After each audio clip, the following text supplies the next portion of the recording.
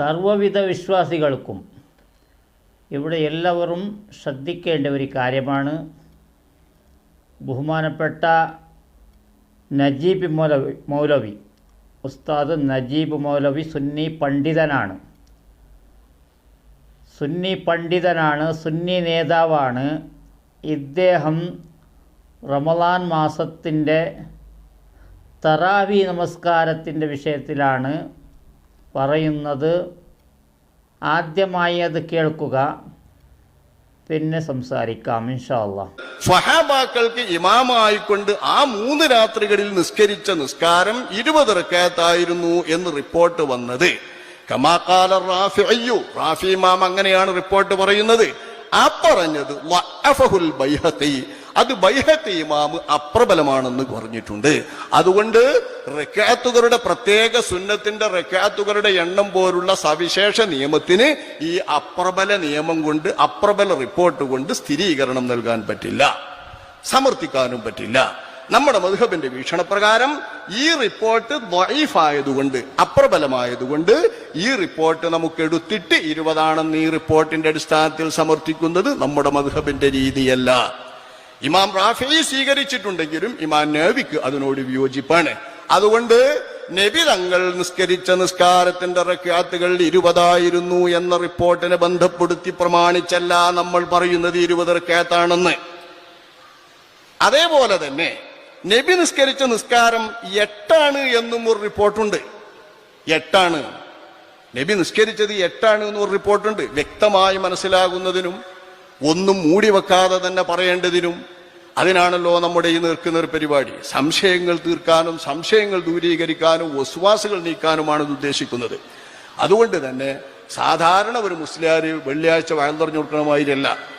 വെള്ളിയാഴ്ച വയൽറിഞ്ഞു കൊടുക്കുമ്പോൾ മുമ്പൊന്നും കേൾക്കാത്ത ആളുകൾക്ക് ഓരോന്ന് പുതിയ പറഞ്ഞു കൊടുക്കുമ്പോൾ വിശ്വാസം ഉണ്ടാവും. ഞങ്ങൾ ഇതുവരെ ഇപ്പൊ നിസ്കാരം 20 പഠിച്ചു വന്നിരുന്നത്, ഇപ്പൊ കേട്ടു നോക്കുമ്പോ അങ്ങനെയൊന്നും അല്ലല്ലോ എന്നപ്പൊ കേൾക്കണെന്നാവും.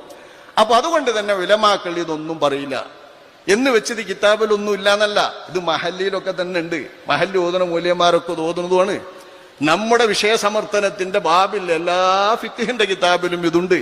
മഹല്ലി ഓതി ഒരു മൂലയേരി ഇതിന്റെ ഭിന്ന വീക്ഷണങ്ങളിലേക്ക് കടക്കാതെ മഹല്ലി ഓതാനും കഴിയില്ല. ബഹുമാനമുള്ള സഹോദരന്മാരെ, ഇവിടെ എനിക്ക് ആരെയും മുജാഹിദാക്കാനോ സുന്നിയാക്കാനോ ഒന്നും എനിക്ക് താല്പര്യമില്ല. മുജാഹിദായവർ മുജാഹിദായിരിക്കട്ടെ, സുന്നിയായവർ സുന്നിയായിരിക്കട്ടെ. ഞാനൊരു പണ്ഡിതനുമല്ല, എല്ലാവരും ശരിയാക്കാൻ വേണ്ടി പണ്ഡിതനുമല്ല. ഞാൻ എല്ലാവരെയും ബഹുമാനിക്കുന്ന ഒരാളാണ്. എല്ലാവരും ബഹുമാനിക്കും. അള്ളാഹുവിൻ്റെ വിശ്വാസിയായാൽ മതി. ഇതര മതസ്ഥരെയും ഞാൻ ബഹുമാനിക്കുന്നു, ആദരിക്കുന്നു. കാരണം ഞാനൊരു ബിസിനസ്മാനാണ്. ഇവിടെ ഞാൻ വിശ്വസിക്കുന്നത് എൻ്റെ ഉസ്താദ് പഠിപ്പിച്ചത് മാത്രമാണ്. ഞാൻ 20 റക്അത്ത് നമസ്കരിക്കുന്നവനാണ്, ഖബർ സിയാറത്ത് ചെയ്യുന്നവനാണ്. അവരോട് പോയി ചോദിക്കുന്നവനല്ല, അവരോട് പ്രാർത്ഥിക്കുന്നവനല്ല. നമ്മുടെ സ്വന്തം മരണത്തിന് വേണ്ടി നമ്മളവിടെ പോയി സിയാറത്ത് ചെയ്യുന്നു എന്നേ ഉള്ളൂ. പ്രാർത്ഥിക്കുന്നത്, ദുആ ചെയ്യുന്നത്, ചോദിക്കുന്നത് എല്ലാം നമ്മളെ പടച്ച അള്ളാഹുവിനോടാണ്. ഇവിടെ ഉള്ള സംഗതി എന്താണെന്ന് പറഞ്ഞാൽ, ഇന്നത്തെ വിഷയം റമളാൻ തുടക്കമാണ്. ബഹുമാനപ്പെട്ട ഉസ്താദ് നജീബ് മൗലവി സുന്നി പണ്ഡിതനാണ്. അദ്ദേഹം പറയുന്ന ഈ ഒരു സ്പഷ്ടമായി പറയുന്നു. തറാവീൻ്റെ 20 റക്അത്തിൻ്റെ വിഷയത്തിലും 8 റക്അത്തിൻ്റെ വിഷയത്തിലും ഇദ്ദേഹം പറയുന്നത് 20 റക്അത്ത് അസ്പഷ്ടമായ രീതിയിലാണ് അദ്ദേഹം പറയുന്നത്. 8 റക്അത്തിന് നല്ല സപ്പോർട്ടുള്ളതായി നമുക്ക് കാണുന്നു. ഒരുപാട് വർഷങ്ങളായി തർക്കമാണ്. ഒരുപാട് വർഷങ്ങളായി നിങ്ങൾക്കറിയാം. തറാവീൻ്റെ 8ഉം 20ൻ്റെ വാദപ്രതിവാദം യൂട്യൂബിൽ നിങ്ങൾ സെർച്ച് ചെയ്താൽ നോക്കിയാൽ നിങ്ങൾക്ക് കാണാം. ഒരുപാട് ഉസ്താദുമാരുമായും മുജാഹിദുകളുമായും അങ്ങോട്ടും ഇങ്ങോട്ടും തർക്കം. നമ്മുടെ ഉസ്താദന്മാർ, സുന്നി പണ്ഡിതന്മാർ തർക്കിക്കാൻ വന്നവരോട്, ചോദ്യം ചെയ്യാൻ വന്നവരോട് നല്ല രീതിയിൽ പറഞ്ഞു കൊടുക്കാതെ, അത് സ്പഷ്ടമായ രീതിയിൽ പറഞ്ഞു കൊടുക്കാതെ അവരെ നിങ്ങൾ 8 റക്അത്ത് നമസ്കരിക്കുന്നവരല്ലേ എന്ന് പറഞ്ഞ് പിന്നെ അതിൻ്റെ കൂട്ടി നിങ്ങൾ മലയാളത്തിൽ കുത്തുബ ഓതുന്നവരാണ് എന്ന് പറഞ്ഞ് അവർ ചോദിച്ച വിഷയത്തിലേക്ക് വരാതെ, ചോദിച്ചതിന് ശരിയായ രീതിയിൽ പറഞ്ഞു കൊടുക്കാതെ അവർ തമാശയാക്കി വിടുന്ന ഒരുപാട് ക്ലാസ്സുകൾ, ഒരുപാട് വാദപ്രതിവാദമൊന്നുമില്ല, ചോദിക്കൽ മാത്രമാണ്. ഇവർ തമാശയാക്കി അവരെ വിടുന്നതാണ്. പിന്നെ അരവരെ പഠിച്ചവരാണ്, അർദ്ധം പർദ്ധ പഠിച്ചവർ എന്ന് പറയുന്നില്ല, അത്രക്കാരാണ് അവിടെ ചോദിക്കാൻ വരുന്നതും. നേർക്ക് നേരെ രണ്ട് ഭാഗത്തും പഠിച്ച പണ്ഡിതന്മാർ വരുന്നില്ല. സുന്നി പണ്ഡിതന്മാരായാലും അവർ നല്ല രീതിയിൽ സ്റ്റഡി ചെയ്യുന്നുമില്ല. ഇവിടെ ബഹുമാനപ്പെട്ട നജീബ് ഉസ്താദ് നല്ല പോലെ സ്റ്റഡി ചെയ്ത്, നമ്മൾ 20 റക്അത്ത് നിസ്കരിക്കുന്നു, അതിനെ നിർത്താനും പോകുന്നില്ല. 20 റക്അത്ത് തന്നെ നമസ്കരിക്കുന്നത്. നമസ്കാരം കുറച്ച് കൂടിയത് കൊണ്ട് അള്ളാഹു ശിക്ഷിക്കുകയുമില്ല. നമസ്കാരം 8 നീ 12 കൂട്ടിയെന്തിനാണ് നമസ്കരിച്ചത് എന്ന് ശിക്ഷിക്കുകയില്ല. ചിലപ്പോൾ അതിന് കൂലി കിട്ടുകയോ കിട്ടാതിരിക്കുകയോ അള്ളാഹുവിൻ്റെ ഒക്കൽ നിന്നാണ്. അതിനെ പറഞ്ഞു കൊടുക്കൽ, അതിൻ്റെ ഒരു യാഥാർത്ഥ്യം വേണം. ആരെയും തമാശയാക്കിയോ എന്തെങ്കിലും ഒന്ന് പറഞ്ഞു വിട്ടോ കാര്യമില്ല. ചോദിക്കുന്നത് ആര് എന്താണ് ചോദിക്കുന്നത് അതിന് സ്പഷ്ടമായ രീതിയിൽ നമ്മൾ പറയണം. ഒരാൾ നമ്മളോടൊരു 10 രൂപ ചോദിക്കുകയാണെങ്കിൽ നമ്മൾ വെറുതെ അവിടെ തടി ഊരാൻ വേണ്ടി അതിന് പിന്നെ തരാം നാളെ തരാം എന്ന് പറയുന്നതിനേക്കാൾ അതിനെ അപ്പോൾ തന്നെ കൊടുത്തു വിടാം ഉണ്ടെങ്കിൽ. ഇല്ലെങ്കിൽ എൻ്റെ അടുക്കൽ ഇല്ല എന്ന് സ്പഷ്ടമായി പറയണം. അവന് മറ്റെടുത്ത് പോകും. ഇവിടെ അതല്ല സംഭവിക്കുന്നത്. ഇവിടെ സംഭവിക്കുന്നത് സുന്നി പണ്ഡിതന്മാരോട് ചോദിക്കാൻ വരും, ഇവർ എന്തെങ്കിലും പറഞ്ഞു വിടും. ആരെയും ശരിയായ രീതിയിൽ ഇവർ മറുപടി കൊടുത്തതില്ല. പിന്നെ അവർ പോയതിന് ശേഷം പ്രസംഗിക്കും.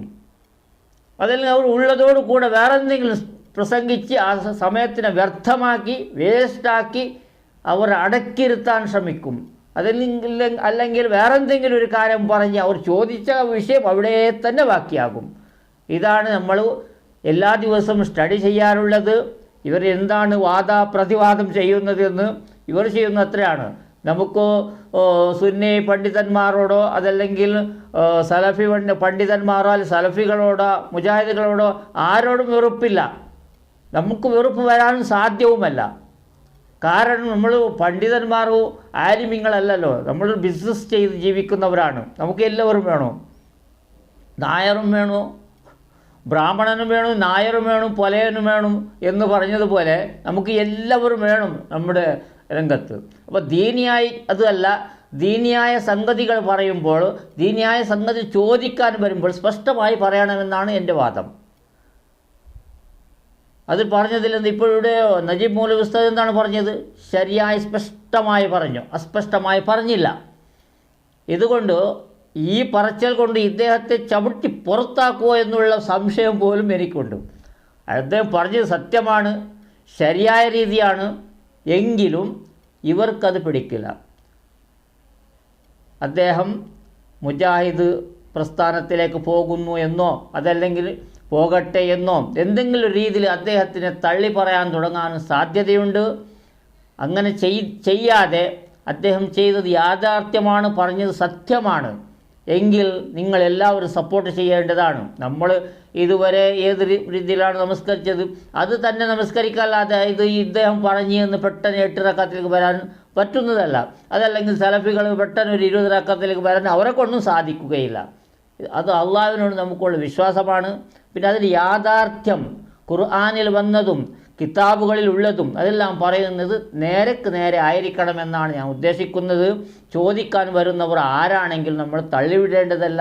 ആദ്യം പറഞ്ഞത് ഒരാൾ 10 രൂപ യാചിക്കാൻ വന്നാലും അതിൻ്റെ അവസ്ഥ കണ്ട് നമ്മൾ അതിനെ കൊടുത്തു വിടണം, അതല്ലെങ്കിൽ നമ്മൾ മാറി നിൽക്കണം, സ്പഷ്ടമായി ഇല്ല എന്ന് പറയണം എന്നാണ് പറഞ്ഞതിൻ്റെ അർത്ഥം. അത് ഇവിടെ ദീനിയായ കാര്യങ്ങൾ ചോദിക്കാൻ വരുന്നല്ലോ, അവർക്ക് നല്ല രീതിയിൽ പറഞ്ഞു കൊടുക്കണം, ശരിയായ രീതിയിൽ യാഥാർത്ഥ്യം. അവിടെ ഞാൻ പരാജയപ്പെടുമോ, അവൻ ചോദിക്കാൻ വന്നല്ലോ, ഞാൻ ചോദ്യത്തിൽ ഇനിയിപ്പോൾ എന്താണ് സംഭവിക്കുമെന്ന് കരുതിയൊന്നും കാര്യമില്ല. സ്പഷ്ടമായി ശരിയായ രീതി സത്യമേ പറയാൻ പഠിക്കണമെന്നാണ് ഞാൻ പറയുന്നത്. ഇൻഷാ അല്ലാഹ്. അസ്സലാമു അലൈക്കും വറഹ്മത്തുള്ളാഹി.